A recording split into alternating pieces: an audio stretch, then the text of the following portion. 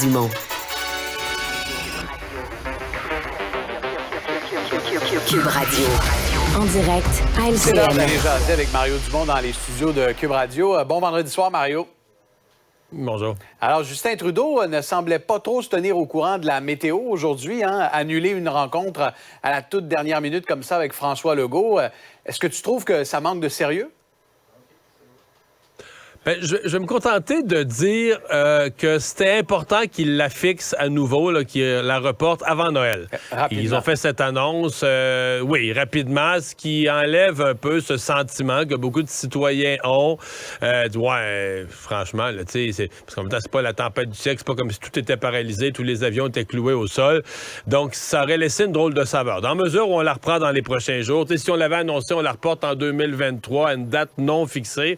Là, ça aurait laissé tout le monde avec une drôle de saveur. Là, on la fixe dans l'immédiat. Mais c'est sûr, si tu me demandes les gens qui m'ont regardé à LCN ce matin, c'est sûr que c'était tentant de faire la comparaison de l'enfant qui regarde par la fenêtre puis qui est bien content qu'il y a une tempête de neige parce qu'il n'y aura pas d'école. On avait un peu l'impression qu'il y avait ce genre que M. Trudeau avait ouvert son rideau. Ah, il fait tempête, je n'irai pas rencontrer François Legault. Mais là, bon, écoute, sérieusement, en fixant la rencontre à très court terme, en la reprenant dans l'immédiat, ça calme ce sentiment-là. Mais Jack Meeting, lui, était sur ton plateau ce matin à Montréal, à LCN. François Bonnardel, le ministre, lui, était à Ottawa, donc il a fait le trajet. Il y en a qui ont quand même réussi à se déplacer aujourd'hui entre les deux provinces. On se comprend. Non, on se comprend que... Bon, semble-t-il que pour l'avion, le Challenger, c'est un problème, etc. Donc... On accepte ça, mais oui, il y a des déplacements. Notre collègue Raymond Filion, si je comprends bien, est retourné aujourd'hui de Montréal à Ottawa. Puis il a fait le trajet. Oui, correctement.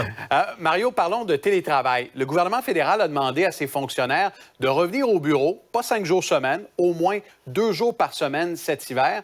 Et là, les syndicats, eux, ne sont pas contents. Bon.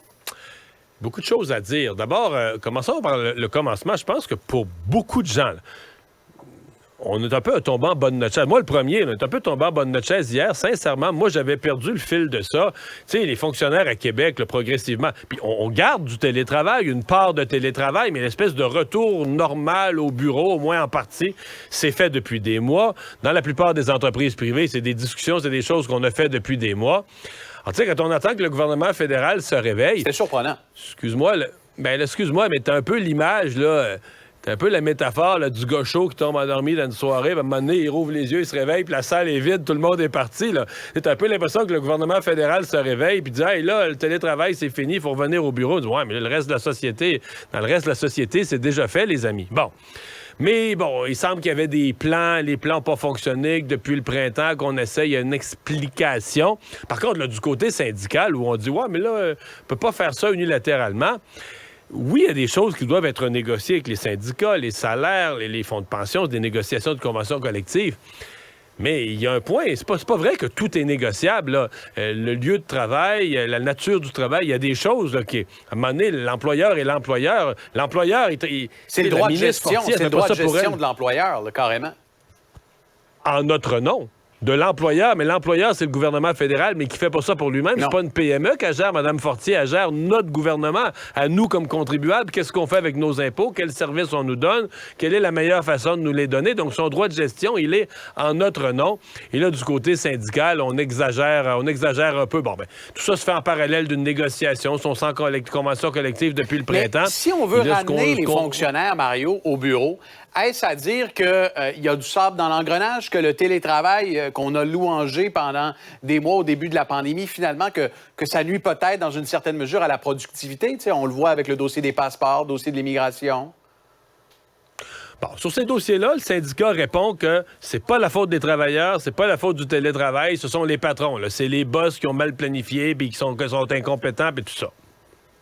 Peut-être en partie, mais la vérité, c'est que la plupart des milieux de travail vont garder une partie du télétravail, une partie de l'activité en télétravail, vont essayer d'accommoder, vont trouver les arrangements, mais l'optimal, disons, pour donner le meilleur service, pour avoir le meilleur rendement possible, il faut avoir les gens un peu au bureau, il faut les réunir, il faut créer une dynamique de travail, il faut avoir des rencontres, des réunions, etc., etc. Mm-hmm. Alors, tu sais, la pandémie nous obligeait à être 100% en télétravail, mais c'est pas ce qui est reconnu par les experts comme étant l'idéal. idéal. Ouais. Là, du côté de la fonction publique fédérale, les gens qui ont regardé la joute un peu plus tôt à LCN, notre collègue Marc-André Leclerc racontait même qu'ils ont une clause spéciale pour 5 semaines de télétravail en dehors du pays. Par exemple, dans les Caraïbes, pourquoi pas, Mario? T'es fort, t'as pensé à ça qu'on pourrait avoir le goût d'aller à chaleur. Fait que, tu sais, tu dis là, OK, tu te rends compte, en fait, que sans présumer de mauvaise foi, tu te rends compte qu'on a étiré l'élastique, là. Mario, je veux t'entendre en terminant rapidement. 2 enfants qui sont morts, la bactérie Streptocoque A. Ça soulève toutes sortes de questions, puis dans un instant, on va en parler avec Dr Barrette, mais on manque de médicaments. L'approvisionnement en amoxicilline pour le traitement est difficile. Il y a un défi politique, là. Ouais.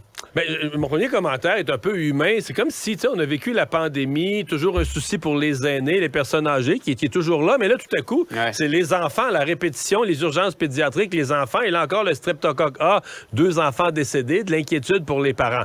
Pour ce qui est de l'approvisionnement en médicaments, je lisais là, cet après-midi qu'en Europe, ils sont à l'unité. Là. C'est tellement rare qu'en Grande-Bretagne, en France, où il y a eu une vingtaine de morts, là, Grande-Bretagne, France, Espagne, des enfants, une vingtaine d'enfants décédés.